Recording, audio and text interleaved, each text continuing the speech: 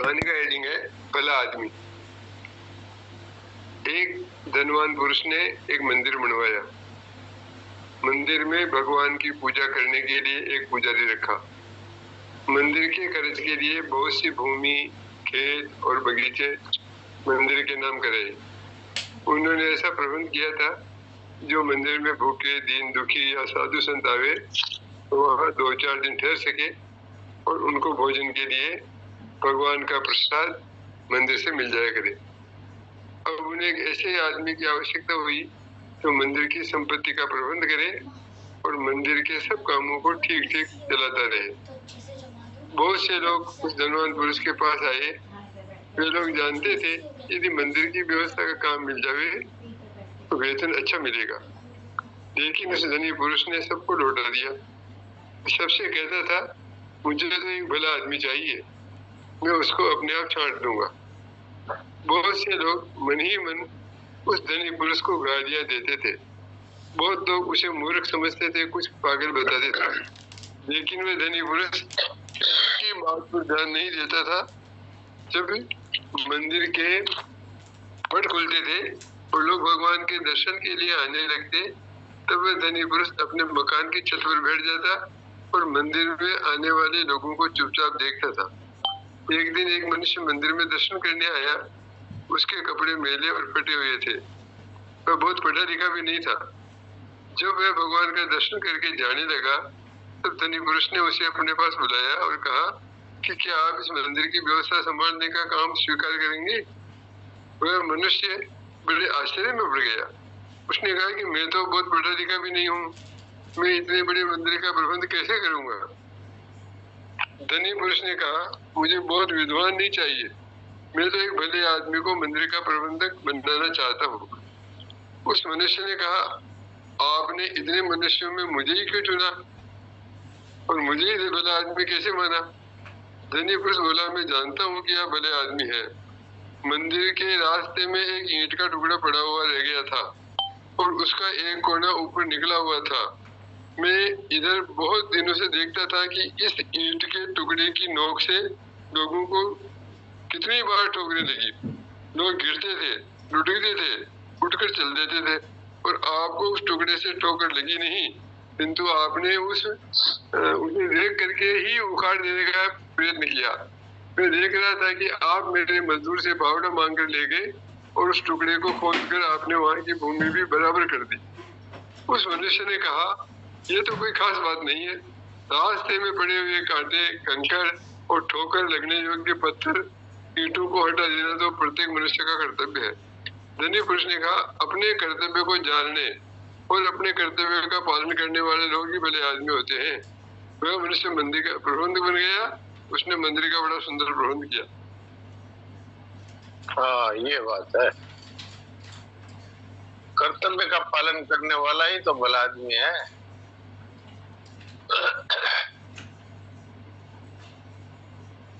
तो उसने ये किया कि भाई किसी को तकलीफ ना हो, इसके लिए वो ईंट को खोद करके निकाला, इससे लोगों के चोट लग रही है। तो वास्तव में तो भला आदमी वही होता है ना जो दूसरों के भलाई सोचता है। भगवान भी उससे प्रसन्न होते हैं जो सबके हित की बात सोचता है।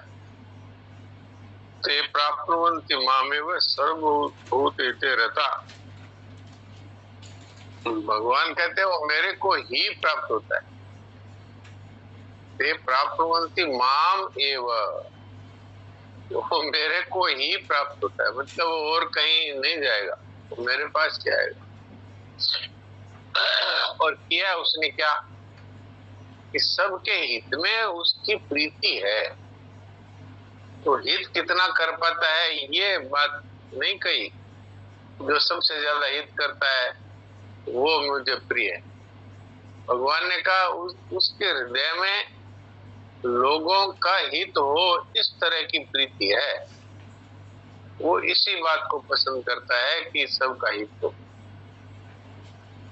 ऐसा आदमी निर्बल भी हो सकता है, निर्धन भी हो सकता है और अपंग भी हो सकता है, लेकिन वो भगवान का सबसे अधिक प्यारा है कि वो हर समय यही सोचता है कि सबका हित कैसे हो, सबका कल्याण कैसे हो, सबका सुख कैसे हो, सबकी सुविधा कैसे हो।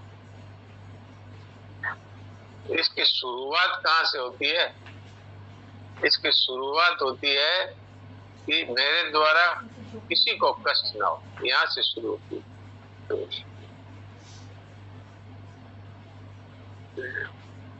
अब हमारे घर में ही अपने देख लें,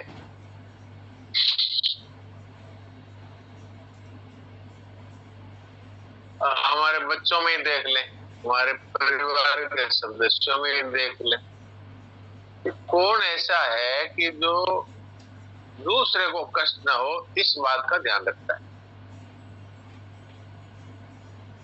अब जैसे हमने कोई चीज कहीं से उठाई और फिर कहीं ले गए, ले जाके वहां काम लिया उससे और वहीं छोड़ दी। अब इससे कितने लोगों को कष्ट होगा, आप सोचिए। मान लीजिए हमको एक कैंची चाहिए, तो हमने दराज में से कैंची निकाली जहां पड़ी थी और फिर उसको जहां जरूरत थी वहां ले गए और फिर अपना काम करके वहीं छोड़ दी। अब जो दूसरा आदमी है वो उस कैंची को ढूंढता रहे, उसको काम मिलेगी।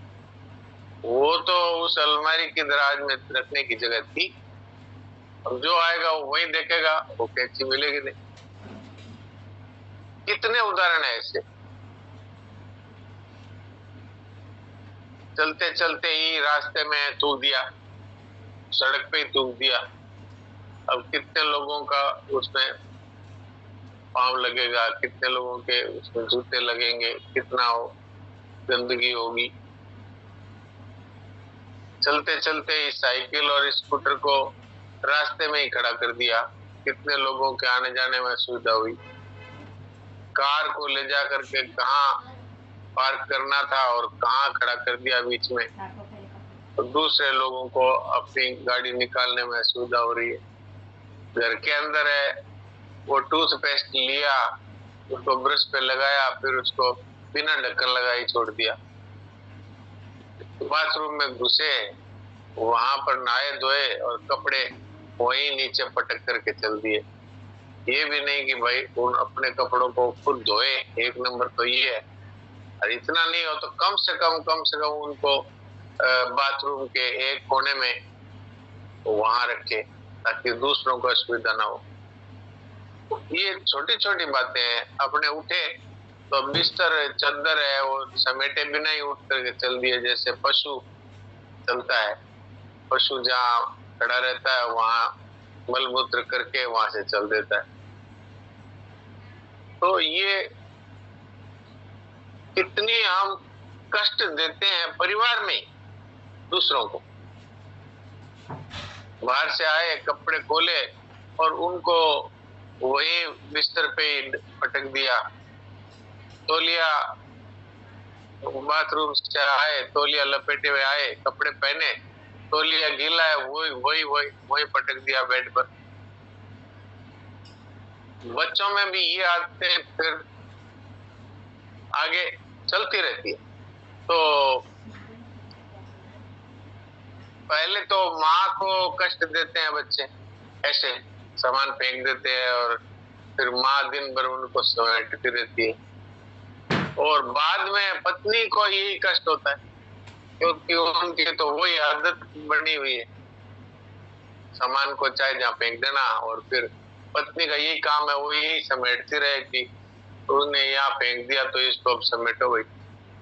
तो ये बहुत ही एक बुरी बात है। अपना काम खुद करे, किसी को कष्ट ना हो हमारे कारण से। हमारा काम दूसरे क्यों करें? हमने फेंक दिया, हमने कचरा गिरा दिया, अब दूसरे साफ करें। अरे भाई गिराते ही क्यों? गिराओ तो उसके लिए जो अलग स्थान है, डस्टबिन है, उसमें डालो। तो ये छोटी छोटी बातें हैं। तो वो तो बड़ी बड़ी बात है कि हम दूसरों की भलाई करते हैं। कम से कम दूसरों को कष्ट पहुंचे, ऐसा तो मत करो।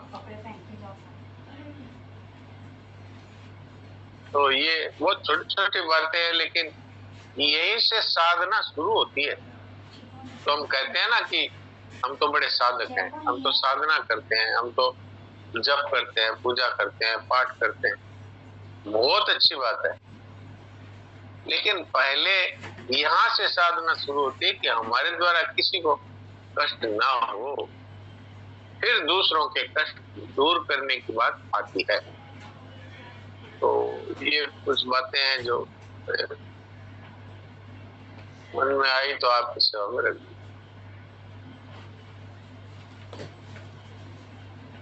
ये बातें मेरी देखी हुई है, इसलिए मैं आप लोगों की सेवा में रखता हूँ, और इससे लोगों को कष्ट पाते हुए देखा है, और मैंने भी इसके कारण से कष्ट उठाया है। इसलिए मैं ये बातें कहता हूँ कि भाई हम साधक हैं, कम से कम साधना की शुरुआत तो यहाँ से कर दें कि हमारे द्वारा किसी को परिवार में कष्ट ना हो, फिर बाहर समाज में कष्ट ना हो, फिर जो है देश में किसी का बुरा ना हो, किसी के नुकसान ना हो। अभी हमारे यही प्रसंग चल रहा है साधन निधि में कि जगत के लिए उपयोगी कैसे हो। तो पहले परिवार से ही शुरू करें कि भाई जगत के लिए उपयोगी होने के लिए सबसे पहले तो अपने परिवार से यहीं से शुरू करें कि परिवार के लिए उपयोगी कैसे सिद्ध हो, फिर पड़ोस के लिए उपयोगी कैसे सिद्ध हो, फिर समाज के लिए उपयोगी कैसे सिद्ध हो, फिर देश के लिए उपयोगी कैसे सिद्ध हो, फिर विश्व के लिए उपयोगी कैसे सिद्ध हो। ये बात है। तो रामनारायण जी ने बहुत अच्छी कहानी सुनाई। अब मैं देवकी जी को करता हूँ, पोस्ट बनाता हूँ। तो वो साधन निधि सुनाएंगे।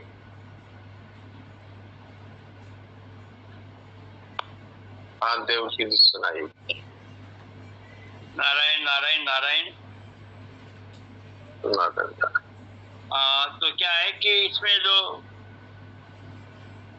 ये संक्षेप में पढ़ा गया था कि जीवन को अपने लिए उपयोगी बनाना, भूल रहित होना, निर्मम होना, निष्काम होना, अधिकार लोलुपता से रहित होना, अहंकृत रहित होना, इस पर क्या है विस्तृत चर्चा नहीं हुई।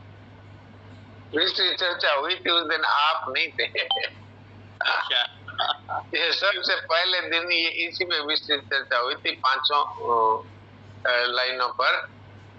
उस दिन हमने पहले आपको ढूंढा कि भाई देवकी जी नहीं दिख रहे हैं, तो फिर संतोष भाई ने साधन निधि को पढ़ना शुरू किया, परिचय, और फिर जो है उसमें सबसे पहले अपने लिए उपयोगी सिद्ध होना, इसमें 5 बातें आई थी। पहला भूल रहित होना, दूसरा निर्मम होना, तीसरा कामना रहित होना, चौथा अधिकार लिप्सा से रहित होना, और 5वां अहंकृति से रहित होना।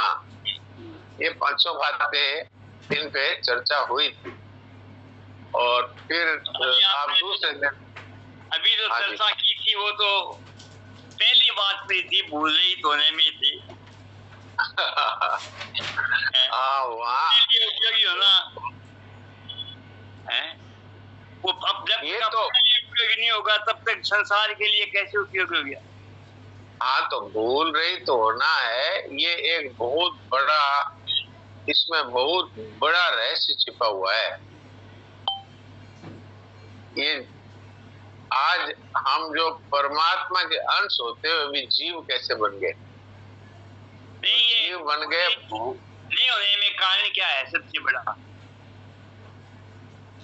यही मैं बता रहा हूँ, आपकी सेवा में यही बात रख रहा हूँ कि भूल रहित होना है, इसमें बहुत सारा रहस्य छिपा हुआ है। अगर भूल नहीं होती तो हम परमात्मा ही साक्षात होते, परमात्मा के अंश ही रहते, लेकिन परमात्मा के अंश चेतन होते हुए भी और जड़ता में आबद्ध हो गए और जीव बन गए। तो ये भूल के कारण ही बन गए। तो सबसे पहली भूल क्या हुई कि जो मिला हुआ है उसको अपना माना। ये सबसे पहली भूल हुई। मिला हुआ है शरीर, उसको कहा ये मेरा है। मिला हुआ परिवार है, उसको कहा ये मेरा है। मिली हुई धन संपत्ति जमीन जायदाद है, उसको कहा ये मेरा है। तो इसी से ये सब पैदा हुआ, ममता पैदा हुई, कामना पैदा हुई, अधिकार लिप्सा पैदा हुई और अहंकृति पैदा हुई। आप बताइए, जो शरीर हमारे सामने ही नष्ट हो रहा है, अभी अभी अभी बातचीत करते हुए भी शरीर के नष्ट होने की प्रक्रिया जारी है। तो उस शरीर को जानने वाले हम हैं, क्या हम भी बदल रहे हैं? बचपन में जो हम थे वही आज हैं कि बदल गए? वही है। कहना पड़ेगा कि मैं तो वही हूँ जो बचपन में था। तो बोले शरीर तो अब बदल गया। तो बोले साथी, वो साथी बदल गए। कि सामान बदल गया। समय बदल गया। कि ये जो गांव शहर दिख रहे थे, गलियां दिख रही थी, ये बदल गई। पद बदल गया। तो परिस्थितियां बदल गई, घटनाएं बदल गई। ऐसा क्या है संसार में जो बदला नहीं? इससे सिद्ध क्या हुआ कि जो मिला हुआ है वो हमारा नहीं, वो किसी ने दिया है और वही ले लेता है। तो इसलिए ये मूल भूल है। इसी से तो अहंकृति उत्पन्न हुई। इस शरीर को मेरा मानते मानते और इसमें इतना प्रगाढ़ अपनापन कर लिया कि कहने लगा यही मैं हूं। इस शरीर को ही मैं मानने लगा। नाम को मेरा नाम है कहते कहते यही कह दिया। तो कौन हो? तो मैं ही हूं, मेरा ये नाम है। पहले ये कहा, फिर कहा कि मैं हूं देवकी नंदन, मैं हूं श्याम सुंदर, मैं हूं रामानंद। तो ये क्या है? ये है भूल। जानते हैं? आप बताइए, एक बहुत सरल सी बात है, जिसको हम मेरा कहते हैं वो हमसे अलग होता है या वो हमारा ही स्वरूप होता है?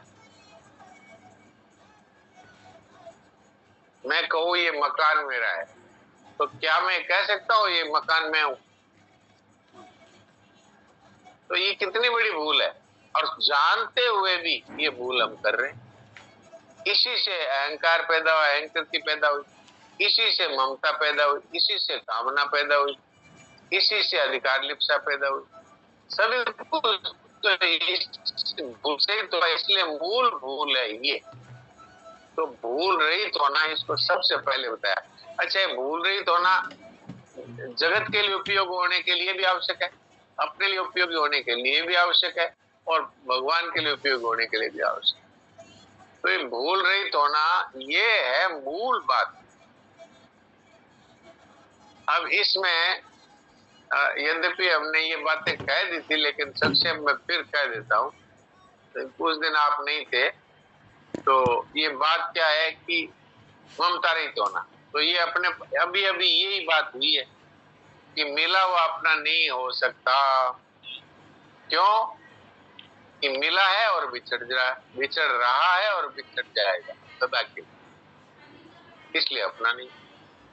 अब इसमें कहाँ कठिनता आती है? किसी को कठिनता आए तो हाथ खड़ा कर सकता है, इस विषय में विचार कर सकते हैं। दूसरी हमारी भूल क्या है कि हम जानते हैं कि हमारे चाहने से कुछ नहीं होने वाला, कुछ भी। अरे महाराज जी तो इसके लिए दुआ सुनाते थे कि मना मनोरथ छोड़ दे तेरा किया न होए, पानी में घी निपजे तो लुका खाए न कोई।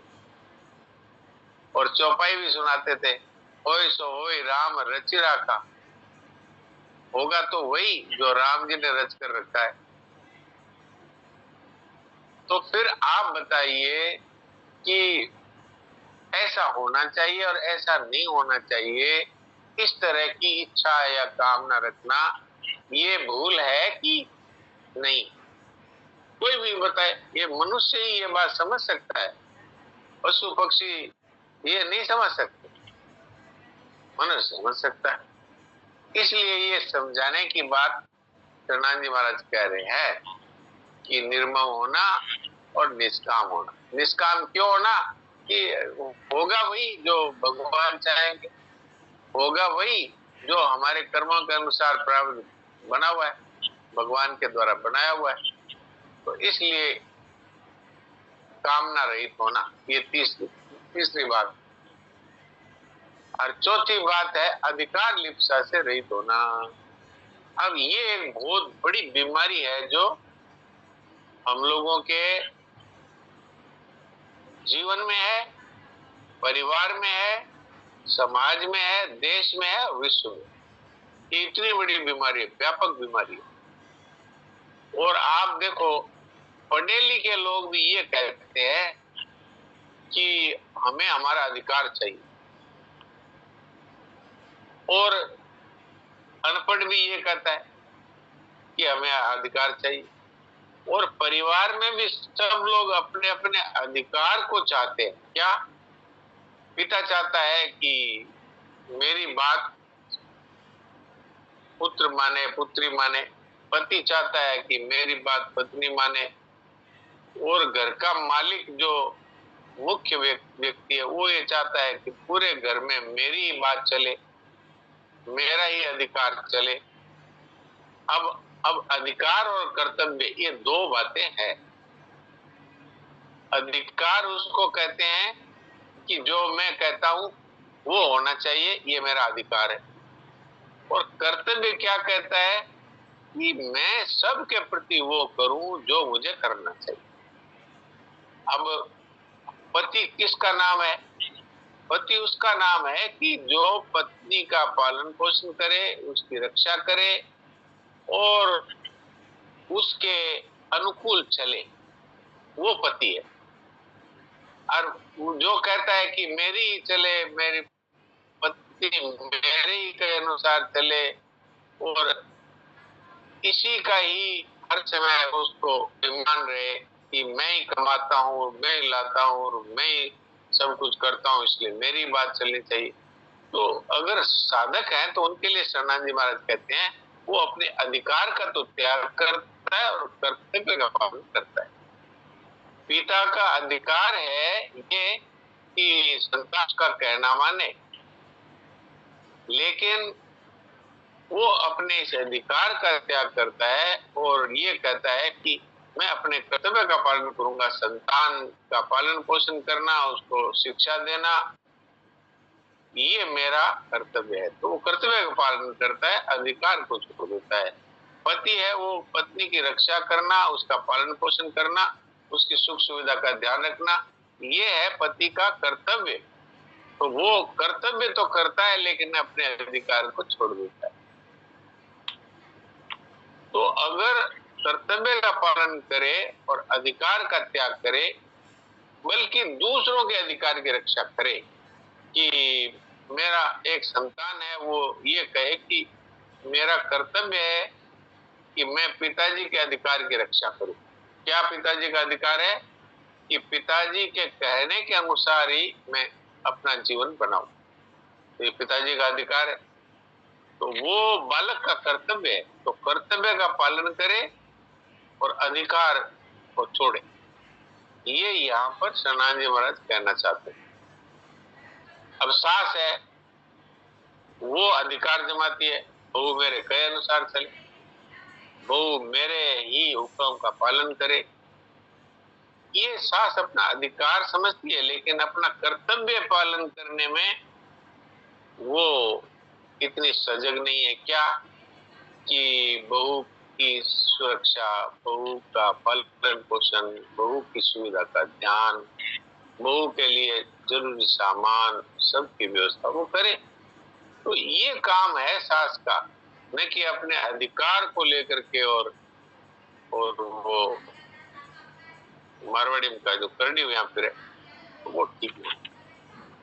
तो इसलिए क्या होना चाहिए कि अधिकार लिप्सा का त्याग करे और कर्तव्य का पालन करे। ऐसे ही बहू का कर्तव्य क्या है? सास की आज्ञा के अनुसार अपना जीवन चलाए और संतोष पूर्वक अपना जीवन बिताए, अपने अपने अधिकारों को छोड़े। अधिकार क्या है? मेरा ये अधिकार है, मेरे लिए ये ला कर दो, ये ला कर दो, ये ला कर दो, ये मेरा अधिकार है। अधिकार का त्याग करें और जो मिले उसमें संतोष रखे और सेवा करें। सास की भी सेवा करे, पति की भी सेवा करे, बच्चों की भी सेवा करे, छोटों की भी सेवा करे, बड़ों की भी सेवा करे। सेवा करना अपना कर्तव्य है और वो हमारे लिए ऐसा करे, वो हमारे लिए ऐसा करे, वो हमारे लिए ऐसा करे। ये हम अपने अधिकार को जो पकड़ कर रखते हैं, अधिकार को पकड़ कर रखने वाले को कुछ नहीं मिलता सिवाय अशांति के। क्योंकि अधिकार जो अधिकार की लिप्सा रखता है वो घर में केवल संघर्ष ही होता है। केवल घर में ही नहीं, समाज में भी जो अपने अधिकारों के लिए लड़ता है और कर्तव्य को भूल जाता है तो समाज में संघर्ष होता है। आज देशों में भी जो संघर्ष हो रहा है वो अपने कर्तव्य को भूल गए और अधिकार मानते हैं, हमारा ये अधिकार है। आज जगह जगह आंदोलन हो रहे हैं, हड़तालें हो रही है, क्या है? हमारे अधिकार हमको मिलने चाहिए। अरे भाई, तुम्हारे कर्तव्य का पालन तुम करते हो क्या? सिद्धांत तो ये है कि जो कर्तव्य का पालन करता है, अधिकार उसके पीछे पीछे चलता है। इसके लिए एक उदाहरण है, पर आज समय पूरा हो गया। संक्षेप में कहता हूं कि एक व्यक्ति नौकरी के लिए आया किसी कंपनी में, तो उसको पूछा कंपनी के मालिक ने, भाई तुम्हें कितनी तनख्वाह चाहिए? बोले मुझे तनख्वाह की कोई डिमांड नहीं है, मुझे तो काम चाहिए, तनख्वाह जो आपको अच्छा लगे वो दीजिए। वो आदमी सेवक बनकर आया और वहां का मैनेजर हो गया और अंत में वो आदमी कर्तव्य पालन करते अधिकार उसको स्वतः मिलता गया और फिर वो उसी कंपनी में पार्टनर हो गया, मालिक हो गया। ये क्या है? ये अधिकार छोड़ करके कर्तव्य का पालन किया। तो अधिकार है वो कर्तव्य का दास है, ये है बात। तो अब कुछ सेकंड बाकी हैं, इसलिए हम लोग थोड़ी देर के लिए भगवान के शरण होकर के और चिंतन रहित होकर बैठ जाओ।